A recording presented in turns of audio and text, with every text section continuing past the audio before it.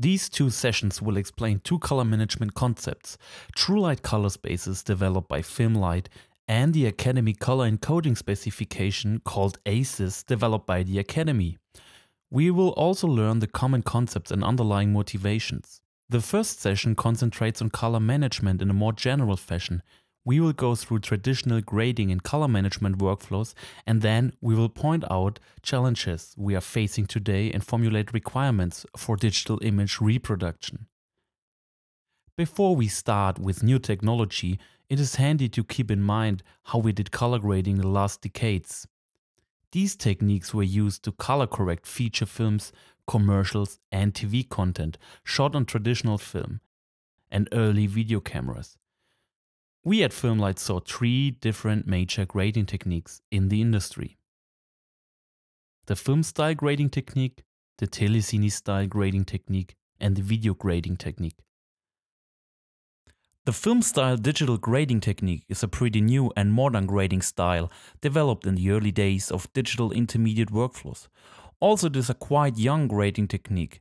Its concepts are derived from the classical film color timing process. Typically, the scene was shot on 35mm film, which had, apart from the toe and shoulder, a pretty linear response to light. The negative film was scanned on a film scanner, like Filmlight's Northlight. The negative film could hold a gray dynamic range of more than 10 stops, much more than a traditional display or projector could represent. In order to store the linear data efficiently, a logarithmic encoding scheme was used for storing the data. We will come to that point later in greater detail. The logarithmic stored data was loaded into a color correction system like Filmlight's Baselight. But the grading system was not the only color changing process in the chain. The graded data was recorded back to intermediate negatives film and then printed to a positive film, which then was projected using a film projector. There was a very color changing process in the print process, which was implicitly brought into the film labs by Kodak, Fuji and Technicolor. They used this process to introduce a dynamic range reduction and color altering in order to achieve a pleasing lookage image on a low dynamic range medium, which was at the time the film print. It could not show more than 9 stops in the final projection. This process was carefully developed by the color scientists of Kodak, Fuji and Technicolor over the last several decades. We will explain some of their concepts later. So in order to have a meaningful digital color grading session, the color engineer at the film lab needed to simulate that process which happened in the film lab. They use color management tools like Filmlight's Truelight to generate a color transformation which mimics or previews the behavior of the print process. It was the so-called film lookup table or preview lookup table. The colorist accessed and graded the high dynamic range data, but viewed the result during his grading with the film simulation applied at the output of the system. So he graded in a high dynamic range domain. While exporting the graded material, the preview LUT was not applied. The result was a high dynamic range data which was sent to the film recorder. If the calibration was accurate, the print film matched that what the colorist saw while grading. The film grade operator in Baselight was specifically designed for that way of working. As the material was almost scene-referred, people referred to this as a scene-referred grading. Now we have a brief look how the color grading system reacts in this color grading workflow. We have a log scan here, and on the output or the cursor we apply a print film simulation transform. This transform simulates the process which happens in the film lab. Notice how the transform produces a pleasing looking image. As we grade before the print film simulation, we can take advantage of various aspects in that transformation, like the gentle highlight and shadow compression. The film grade operator was designed for this workflow. The exposure reacts like the print lights. With the contrast operator, we can match the scene contrast to the dynamic range of the display. To fine adjust the areas in the highlight and shadows, we have highlight and shadow controls on a second tab. Notice in the vector scope how the saturation is handled. There is also a concept of gamut compression. Then, after the rise of digital film cameras, there was a mix of input source, both digital and analog. The digital film sensor have also linear response to light, but all different digital cameras had their own capture color space and high dynamic range. Film labs needed to transfer the color spaces of each camera into the Cineon printing density space in order to match them to the film scans and to be compatible with the output to film. Later, film nearly disappeared as acquisition medium, but there was still a need for the Cineon-centric workflow because film print was still the master distribution medium. With digital rollout in cinemas, film lost its importance as delivery medium and the DCP package gained popularity. Nowadays there is no film-based delivery in many film productions. So the question arose if these Cineon-driven workflows are still needed or valid. Why should we simulate something which does not exist anymore? In the same time and even earlier, there was a very different color grading technique in TV-centric productions. The telecine grading technique is older than the DI style grading technique. Before digital and file-based grading was the norm, this major grading technique was heavily used in the tape-to-tape color grading process. There was no need to simulate a film lab and their processes because a delivery on film was not needed in the most cases. The captured medium was the same film, 35 and 60mm. In contrast to the digital intermediate workflows, the film negative was not scanned but was digitized using a telecine.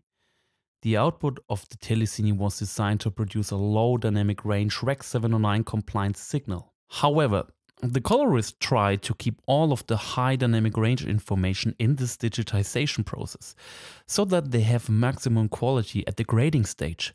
You could say that the output of the telecine was a soft or loggish Rec. 709, containing all the information the film negative captured. This loggish or washed out material was the starting point for grading, but it was hardly seen linear anymore. The final delivery was for television, which they could hook directly to the grading system, so there was no color management or color transformation involved at the output. The colorist started grading until it looked pleasing to him and the client, judging the result directly on a reference monitor. Again, we have a brief look at how a telecine setup would react. We take the same image but don't apply a print film simulation on output. Typically, a colorist would choose the video grading operator as his main grading tool. He adds contrast until it looks pleasing to him and the client. Notice that there is no concept of soft clip in the highlights or shadow.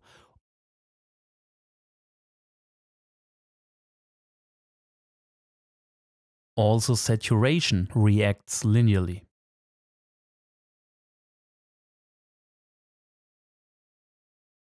Then there was the same impact of high dynamic range digital film cameras. All of them had their own capture color space. As there was no color management in place, the colorist was in charge to match the digital cameras to the film material. Also in TV workflows, film mostly disappeared as acquisition medium, and the variety of digital film cameras increased. The colorist alone was in charge to match a certain camera to another. The video grading technique was the dominant workflow for faster production turnarounds, like daily drama, news or image movies. The majority of broadcast facilities worked with this grading technique. The cameras in use were analog or digital video camcorders, which produced already a low dynamic range signal ready to view on a broadcast monitor. All the color signs happened in the camera internally. Each camera manufacturer had its own way how to produce the monitor signal coming from the, again, linear sensor. The images were loaded into the grading system without color management, and also the output was hooked to the monitor without any color management. Due to the low dynamic range input, the colorist was more limited in his work. For example, clipped highlights could not be recovered. Let's examine the same scene in video grading. Here I already produced a Rec. 709 image from the scan. and started to grade basically after the print film process. Especially in the highlights, we noticed that there is less dynamic range accessible for grading, as the dynamic range we have at our disposal is limited.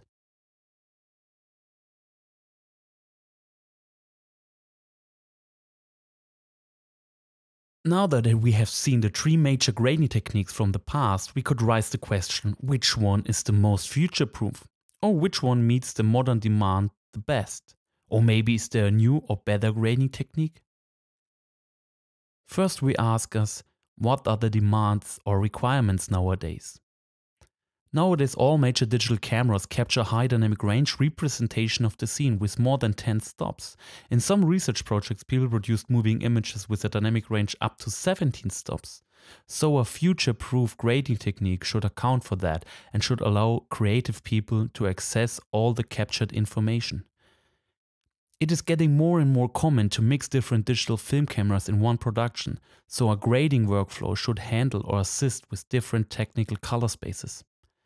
The variety of delivery media will grow in the near future. Different deliveries for cinema, wide gamut TV, standard TV and different web versions will be a common demand. A grading workflow should account for that. A lot of shots in a production nowadays and in the future are not only shown as they were shot. Visual effects has a great impact today and will grow in the future. As the input source is high dynamic range material, we want to make sure that the interchange between departments and facilities stay in a high dynamic range domain. A unique look to each production is a creative desire nowadays. A special look on a given device should be communicated as soon as possible. This demands may conflict with the demand for high dynamic range interchange workflows. A grading workflow should allow for the best known and most pleasing color reproduction. Some could claim that the solution would be to not use color management at all and just let the colorist be responsible for every color aspect and demands of a production. However, this solution might raise some challenges at different stages of the workflow, just to name a few. Leaving the colorist alone with mixed material without any assistance may not be practical because there are technical differences between different camera color spaces. Nowadays, we are confronted with different camera transfer function and color gamuts. We will dig into that in greater detail on the next slides.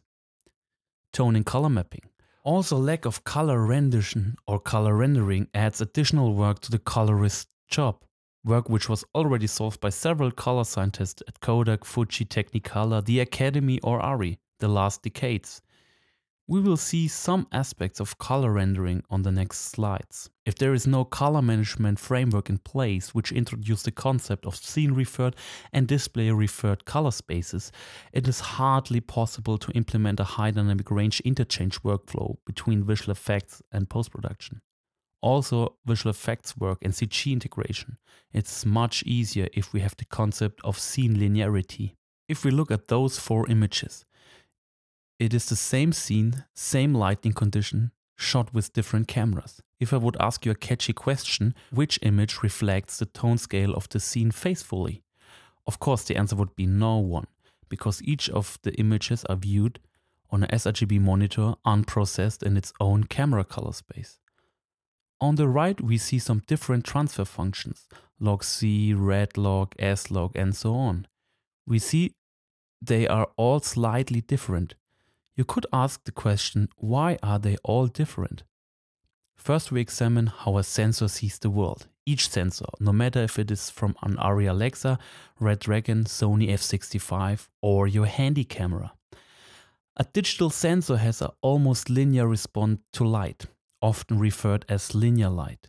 What does it mean? Let's see this simple unscientific graph. The x-axis has the units candles, and the y-axis is the unitless output of the sensor, no matter if it's volt or code values. If I put 0 candles in a room, the sensor captures 0. We do not consider noise or flare models for these simple examples. If I put 1 candle in a room, the sensor outputs 1. If I put 2 candles in a room, the sensor outputs 2. If I put 1000 candles in a room, the sensor outputs 1000. And if I put 1001 candles in a room, the sensor outputs 1001. It is linear to the light energy on the set. Pretty simple. We humans see quite different. Again, we examine a really non-scientific graph here. We have candles on the x-axis and a unitless y-axis describing the perceived brightness. Please note that this is more than a very simplified look at our human perception. In reality, our perceived brightness is affected by many other variables, like absolute brightness, spectral composition of the scene, and many more. Anyway, if I put one candle in a room, the brain sees one. If I put two candles in a room, the brain perceives two. But to get to a perceived brightness of 3, I need to add 4 candles. To rise the perceived brightness to 4, I need to add 8 candles, and so on. 8, 16, 32, 64, 128, etc. If a human sees a room with 1000 candles and someone adds one more candle, the observer would hardly see any difference. We would need to add another 1000 candles to perceive a change like we did with 1 candle to 2 candles. You could think of the y-axis as stops or f-stops. Rising one stop means doubling the amount of light. Reducing one stop means halving the amount of light. By knowing that, we could argue that linear light stored in integer code values is pretty inefficient in terms of human perception. This image shows how a digital sensor sees the world. I think it makes things clear that the lower parts are not so good captured as the bright areas. Another example. Imagine we would have a camera sensor with a bit depth of 10 bits having 1024 steps. If we start at the maximum a camera can see before it clips, which would be 1024. If we go down one stop, we end up on code value 512. Half the light or half the linear light code values means one stop. This means the first stop below the clipping is quantized or represented with 512 steps. If we go again one stop down, we end up on 256. Again, half of 512. So the second stop above the clipping is quantized with 256 steps. We need to keep in mind that the first 2 stops of a camera consume 75% of all code values we have. We see that the lower we get, the worse our stops are captured. So people started to come up with a better scaling. They converted the scale into a much better balanced tone scale according to our human vision. They use gamma and log functions for that. The goal is to quantize each stop with the same amount of code values. So far so good. But each camera manufacturer makes it a bit different. That's why we end up having different log and gamma flavors for all the different camera models. Here you can see the same image as before, converted with different log and gamma functions. But again, all the sensors were linear in the first place. The log encoding happened afterwards in the camera processing or in the debuyer process. So if we know the functions the camera manufacturer used, we can then undo the camera conversion and go back to linear light, where all cameras are around about the same. It is a simple mathematical function for each camera. If you would choose a naive color grading workflow, a colorist would try to do this by eye, with tools like lift gamma gain, which were never designed for this kind of operations. The next problem is the color gamut. Again, I ask you a tricky question. Same scene, same lighting condition, 4 different cameras. Which one produced the right skin tones? Again, the answer would be none of them, because we view them wrong. Cameras have different color gamuts due to the different spectral properties of the optical and electronic elements. So we will not get the same color gamut for all of the sensors, but we can help bring them all close together. Let's explain what a color gamut is first. For this, we take the analogy of a map. You can think of a color gamut as a map. Of course, this is a very simple analogy, but to get an understanding, it might help. This map is a pretty small map of central London. You can think of this as a small color gamut like sRGB. Each location on the map corresponds to a single color value. For this example, we pick the Filmlight headquarters, which is in the middle of the map. The location is described as a tuple of x and y coordinates. For this color or location, it is 0.5, 0.5. But this description is only true for this map. If we go to a greater map, 0.5, 0.5 does not stand for the same location or color. 0.5, 0.5 is now the Heathrow Airport. The Filmlight headquarter in this map has a different coordinate, 0.9, 0.65. Again, a third example of an even bigger map or color gamut. In this map, the location of Filmlight headquarter is 0.35, 0.85. So the same spot or the same color has different coordinates depending on the map they are encoded in. But color management can help there. If we know the different corners of the map, so we can scale, translate and rotate them into an even bigger map, so that all colors they include are aligned to the same spot.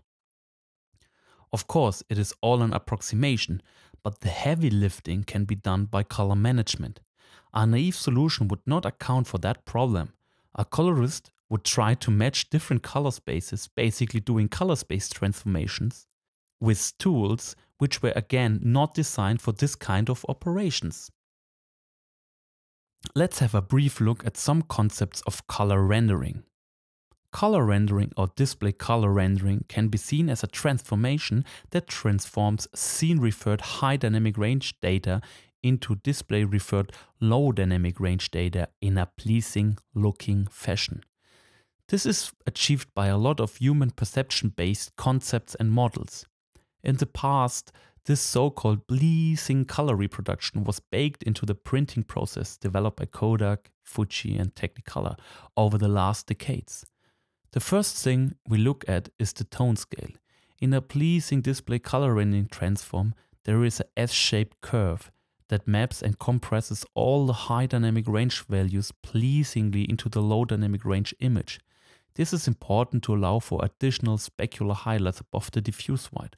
Also, if grading before the color rendering, a colorist can take advantage of the soft tone compression on both sides of the tone scale. This shape is not a simple highlight roll-off you would find in a grading tool, but a complex and carefully designed function based on endless tests with lots of test persons. In terms of color, there are many human perception concepts which are addressed in the several display rendering transforms. Just to get a small insight, we have a qualitative look at some concepts. The Hunt effect. Imagine you stand in front of a flower in a park at bright daylight. The flower looks great, colorful and crisp. If you go to the same flower at a clear moonlight lit night, you see a less colorful and dull flower. But the spectral properties of that flower has not changed. The main issue for this effect happens in our eyes and brain. We humans perceive less colorfulness when the absolute light levels are lowered. If you look at nowadays light levels in an average cinema for diffuse white, the light levels in the cinema are typically much lower as the light levels of the shot scene. So if we would correctly reproduce the relative colors, which is referred as equivalent color reproduction, the image would appear less colorful and less contrasty as we have it in our memory from the scene we shot. Color management can compensate for that in a complex and general way.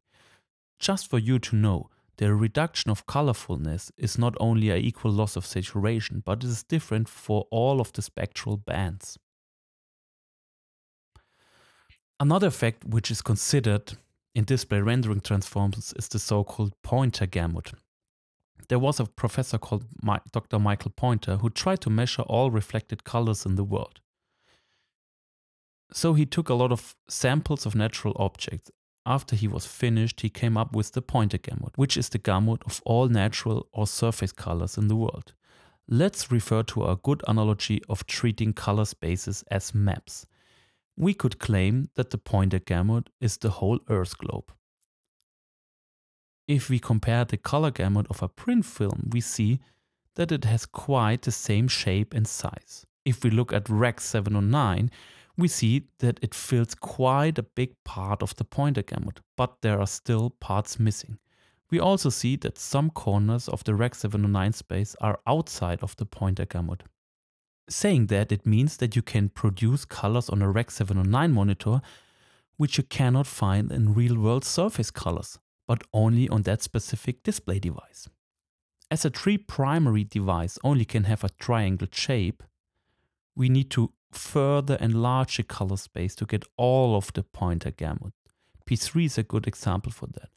P3 includes more pointer colors than Rec 709, but at the same time it has more colors outside the pointer gamut. So practically speaking, if you would increase saturation in P3, you would easily create colors outside the pointer gamut, making your image look unnatural. A display rendering transform tries to assist you with a gentle gamut compression, so your images will have a natural look also if you go for a saturated look. These are just a few concepts which are built into display rendering transform, making it a complex but helpful tool. Here we see the code of the ACES RRT, which is the ACES display rendering transform. This slide is not there to explain the display rendering itself, but to show that there is a great effort and complexity in there that tries to help you making better images. High dynamic range images store all the information which were captured on set. We want to stay in the high dynamic range domain when we exchange assets between visual effects and post-production. Unfortunately, high dynamic range images look unpleasant when we view them on a low dynamic range display. When the director or DOP runs into the room, he wants to see the intended look and not the high dynamic range data. You can think of sunglasses you put on to view the HDR data so that it looks pleasant. In the past, there was no single display rendering transform or sunglasses which transformed the HDR image into a pleasing looking image, because each film lab had a slightly different chemical process, and some film labs tended to not publish their display rendering transform. So there is an industry-wide need to have a common way of going from HDR color spaces to low dynamic range color spaces. So now we have an understanding of the input challenges, the intermediate challenges, and the output challenges we are facing nowadays.